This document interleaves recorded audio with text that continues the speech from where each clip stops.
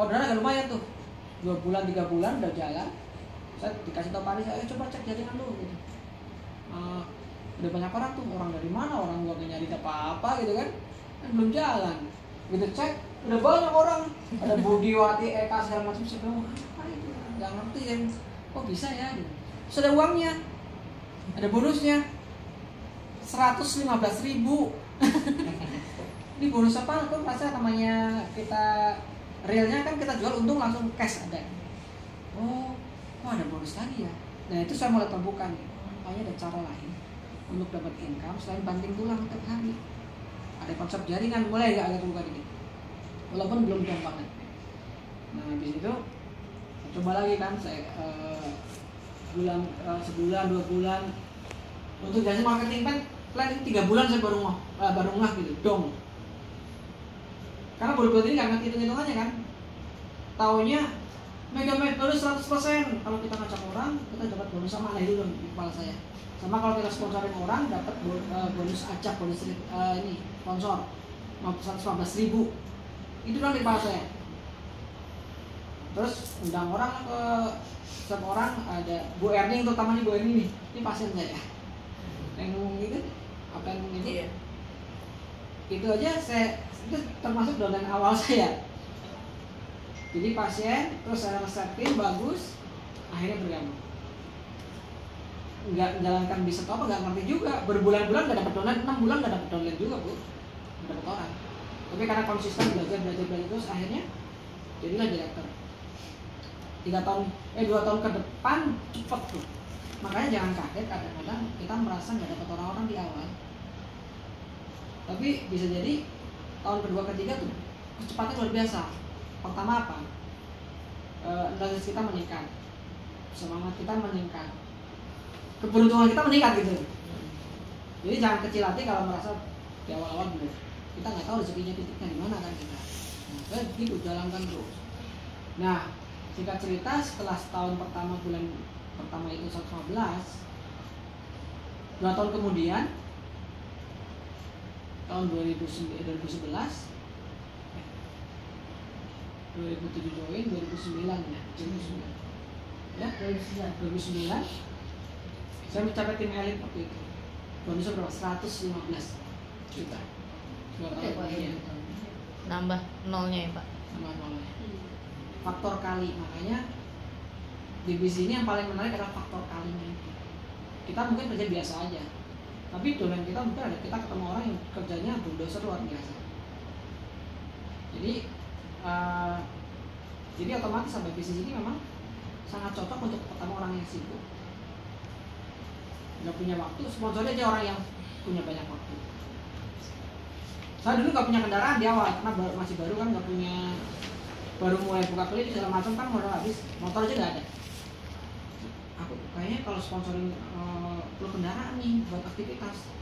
Sudah saya sponsorin mana orang yang punya mobil, akhirnya bisa jalan bareng pakai mobil juga gitu. Jadi kita mau sponsori kelemahan kita. Jadi artinya apa? Kalau kita merasa saya banyak yang tua, ada 60-70 tahun, tapi per hari ini bonusnya bisa besar-besar. Karena mereka mau sponsori kelemahannya. Mereka sponsori orang-orang muda. Sorry, tadi apa yang 1 dus ini udah bisa jadi member? Iya, kalau 25 botol iya, udah bisa jadi member. Sudah 50 CV minimal kan? Oh, gitu. Jadi minimal itu ada dari option 50 CV atau 150 CV yang executive option. Tapi yang 50 CV bisa di-upgrade 150. Atau kalau sekarang musimnya detox, ya langsung ultimate atau beli detox, itu sudah jadi member juga walaupun CV-nya lebih dari 50 CV. Tapi intinya itu sudah patokannya, kalau mau join beli paket aja. Karena simple gitu kan. Dulu karena belum ada paket kan. Mungkin kan benefitnya kalau ada itu kan ada point tripnya, jadi nggak udah utang-utangan poin kayak yang aku ceritain gitu. Nggak ada point trip. Jadi udah plus lah gitu kan. Ada keuntungan retail, ada point trip gitu. Tapi soalnya ini klorofilnya cukup ini sih, cukup maksudnya orang apa sih namanya, banyak orang tahu gitu dan suka gitu. Lebih mudah kita ngejual ini karena orang udah banyak tahu, karena produk lain pun banyak kan klorofil ini kan. Jadi oh bagus emang klorofil. Cuma kalau untuk kayak produk yang lainnya itu kan mungkin kita harus menjelaskan banget Ya. gitu ya. Nah kalau produk ini udah banyak orang tahu, jadi kayaknya untuk ngejual ini itu akan lebih mudah gitu. Terus kalau tanya apa unggulnya dengan kopi lain, kita dirasa lebih light, lebih elegan, lebih enteng, ada daun mint. Yang pertama kita tidak mengandung aseton. Rata-rata kloropil di sana mengandung aseton, kimia berbahaya. Kalau kita enggak, pure organik. Nah, terus intinya kalau kita mau ngambil peluang di sinergi, kita harus ibaratnya itu harus niat minimal 3 tahun aja. 3 tahun kita kerja di luar dari kerja kantor atau toko atau apa, pokoknya prinsipnya 3 tahun ikuti sistem.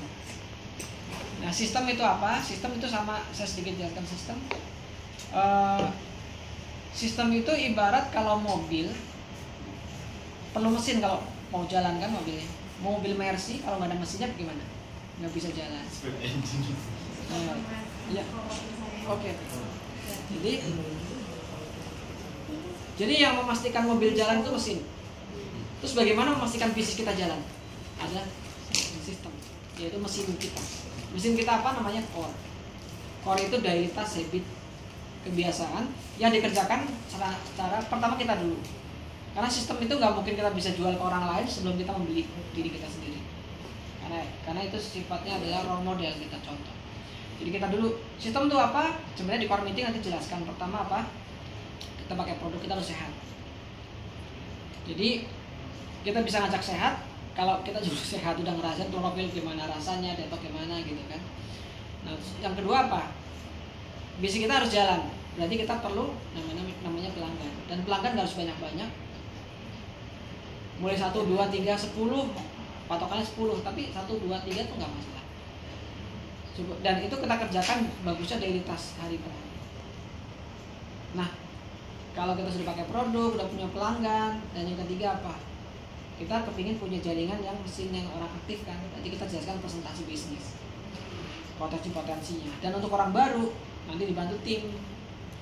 Jadi nggak usah berpikir kita capek, pusing sendiri. Kita minta bantuan tim, lalu kita dengarkan bagaimana caranya. Nah setelah kita presentasi, akhirnya orang datang ke acara Bistop, kita undang ke acara. Itu penting. Kenapa? Karena itu seperti kita memperkenalkan ini loh rumah kita. Kadang-kadang kalau kita cuma jelasin di luar, nggak pernah ketemu kita di kantor, orang bingung ini bisnis apa, realnya ada nggak, kantornya ada apa nggak gitu. Nah itu yang ketiga, yaitu presentasi. Yang keempat apa? Hadir ke pertemuan. Nah itu sama seperti sekolah. Nah pertemuan kita seminggu sekali. Itu seperti silaturahim lah sebenarnya sih. Karena bilang kantor juga enggak, cuma seminggu sekali, setiap Sabtu ngobrol-ngobrol, ketawa-tawa gitu kan.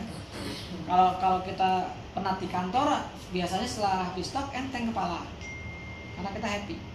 Tapi di sini kita sekaligus bangun bisnis. Jadi seminggu sekali, terus sebulan sekali ada training yang BDT yang harusnya hari ini. Nah ini seperti shortcut yang orang harus belajar 1 bulan, itu diperes 1 hari gitu lah ilmunya. Untuk orang baru, orang lama itu kita penting buat daftar nama, cara presentasi diajarkan. Dan itu orang-orang baru juga yang maju. Nah, itu yang keempat pertemuan. Yang kelima apa? Kita perlu update ilmu lebih cepat, lebih bagus. Dengar CD Pak Riza, Pak Rashid, ada Bu Erning. Penting kenapa? Karena semakin kita update ilmu, semakin kita mudah menjalankan bisnis. Itu penting. Nah yang ke-6 itu baca buku, karena kaitannya dengan people skill. Kita ketemu orang yang ngamukan, ketemu orang yang pundungan. Nah itu ada tekniknya. Nah yang disarankan dua buku sederhana, yaitu Berpikir dan Berjiwa Besar, sama satu lagi Cara Mencari Kawan dan Mempengaruhi Orang Lain dari Dale Carnegie. Itu bagus, halus banget bacanya bukunya. Pokoknya kalau orang baca buku itu jadi nice, jadi bagus, dan kita lebih bisa menghandle. Yang ke-6 ya, Dan yang ketujuh paling sorry, bukunya tambahan personality plus yang 44. ya itu tambahan aja, banyak tambahannya banyak. Jadi yang ketujuh itu sikap. Nah sikap itu berperan berapa persen? 95% kesuksesan. Kalau tadi poin 1 sampai 6 itu cuma 5% pengaruhnya. Tapi 95% ditentukan oleh sikap. Sikap apa titiknya? Mudah mendengarkan, mau belajar dan mau diajar dan mau mengajarkan. Saya punya banyak dosen, kan 12 tahun kan majemuk kan. Mulai dari ruang sapu sampai jenderal, sampai direktur tembang emas, sampai segala macam, profesor dan lain-lain. Apakah background menentukan orang sukses? Tidak, sama sekali tidak. Tapi apakah bermanfaat background? Ya ada manfaatnya karena berkaitan dengan postur dan lain-lain. Tapi tidak menentukan sama sekali sukses. Kalau ukurannya orang sukses harus profesor, harusnya profesor udah sukses semua. Tapi toh nggak ada, tuh sedikit banget, hampir nggak ada. Malah orang-orang nggak sekolah malah. Yang gagal-gagal, misalnya apa? Bill Gates kan gagal sekolah, pada Facebook juga gagal sekolah, nggak lulus. Jack Ma juga lebih parah lagi, ngelamar jadi McD aja nggak diterima. Jadi antik, unik. Saya beberapa kali punya dengan profesor juga, tetap mereka harus belajar lagi. Kalau nggak mau belajar nggak akan berhasil juga. Sama, kita jago renang, habis itu udah juara dunia nih renang nih, terus kita ngajak pertanding tinju,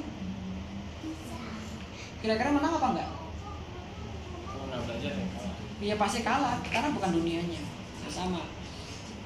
Walaupun atletnya lebih muda, terus mungkin setelah background lebih kecil, tapi karena dapat ilmunya lebih duluan kita harus belajar. Tujuannya tuh apa? Untuk agar kita ketemu nanti dolan-dolan yang sama, kita diperlakukan sama juga.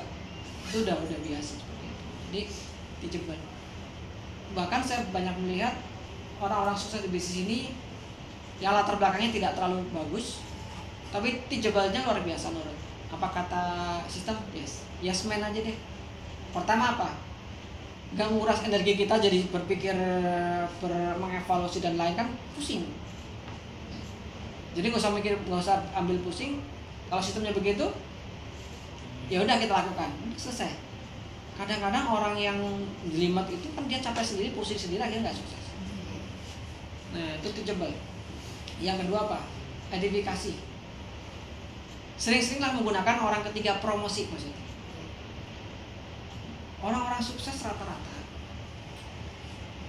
promotor, orang bisa promosi. Marketing pun bisa lebih sukses loh daripada yang punya barang. Tokped itu marketing secara, yang pemiliknya sebenarnya marketing. Yang punya barang-barang yang jualan di situ kan bos-bos sebenarnya, dikumpulkan di situ. Lebih kaya mana? Marketingnya apa? Bos-bosnya yang marketing. Jadi kita banyak-banyak promosi aja, mempromosikan orang tiga, Pak Kiki dan lain-lain. Walaupun yang diomongin pun sama sebenarnya. Cuma kalau orang baru, mereka karena udah dekat sama kita, udah tahu persis, persentase pay attention-nya itu, mendengarkannya itu lebih sedikit, karena merasa udah sangat kenal, udah biasa lah gitu. Tapi kalau orang lain, dia pasti siapa kan, dia lebih mendengarkan. Yang untung siapa? Yang Mbak Desi, Mbak Dian gitu. Nah jadi edifikasi atau promosi. Edifikasi artinya berbicara baik, positif. Kalau nggak ngerti nanya, itu aja. Kalau kira-kira nggak usah komplain. Tapi boleh tanya. Harus cari solusinya. Kadang-kadang kan udah nggak cari solusi, habis itu udah di kemana-mana, kan gitu. Apalagi kedobelnya ke grup, ke downline itu bahaya. Jangan pernah lakukan itu. Kita punya jaringan yang masih unyu-unyu, terus kita racunin, negatif kan? Hilang nggak? Hilang. Mending gimana nih? Luapan kita sampaikan ke upline aja gitu. Kalau upline kan udah kuat nih, kalau ada apa-apa ngomong aja apa yang perlu di evaluasi gitu. Pokoknya dari kita ke bawah harus mendengarkan yang bagus-bagus positif, karena kalau downline semangat, Mbak Desi, Mbak Dian dan teman-teman lain bisa akan berjalan. Itu yang paling penting, kita harus bisa menjaga seperti itu. Jadi edifikasi, dijebak tadi, No cross lining itu penting. Nah ini no cross lining itu kita hanya fokus di bisnis kita pertama. Jadi gak usah kepo yang bukan jalur kita atau bisnis jaringan kita. Itu udah biasa.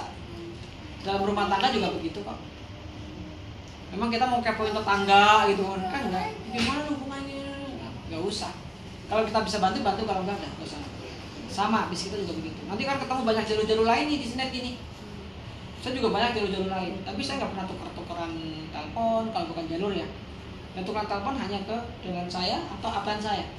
Kalau nggak ada satu jalur nggak usah. Kenapa nggak ada hubungan? Kan biasanya kalau nggak ada hubungan bisnis, kalau pas lagi positif, tapi pas lagi negatif itu ketarik rata-rata rusak. Nah, jadi kita dari awal tuh saya kepingin teman-teman atau kita semua untuk ya menjaga lebih awal tuh lebih penting, tahu lebih awal daripada belakangan. Dulu saya tahunya belakangan, jadi banyak yang belangsak juga. Tapi kalau dari awal kita tahu alurnya begini, pakai safety belt gitu kan, kalau mobilnya begitu kan. Kita lebih ambil. Dan yang terakhir good team player. Jadi kita good team player tuh ya kita saling menyemangati kalau di pertemuan, selalu bicara positif, itu good team player. Terus berbicara pakai baju dress code gitu kan, karena itu good team player. Badan wangi, murah senyum dan lain good team player juga. Kenapa? Karena kan kalau di pertemuan orang dari kantor dari mana-mana kan. Nah, kita diajarkan juga gitu manner-manner seperti itu, good team player namanya. Jadi kalau kita menjaga bisnis ini berdasarkan rule atau tata cara sistem udah aman, udah pasti aman, bisa akan jalan. Dan itu yang sudah, dan alhamdulillahnya teman-teman berada di jalur grup yang secara komit jalankan sistem. Jadi kedepannya kemungkinan besar aman dan nanti akan berhasil. Jadi ya Mau izin sholat hanya menyampaikan itu. Yang paling penting adalah bagaimana kita mau sukses dengan sistem tadi, sistem core itu aja. Nanti bagaimana cara detailnya setiap hari, nanti habitnya nanti Pak Kiki ya. Ya. Apa yang harus lakukan setiap hari? Ya itu aja Bu. Jadi monggo silakan. Saya sudah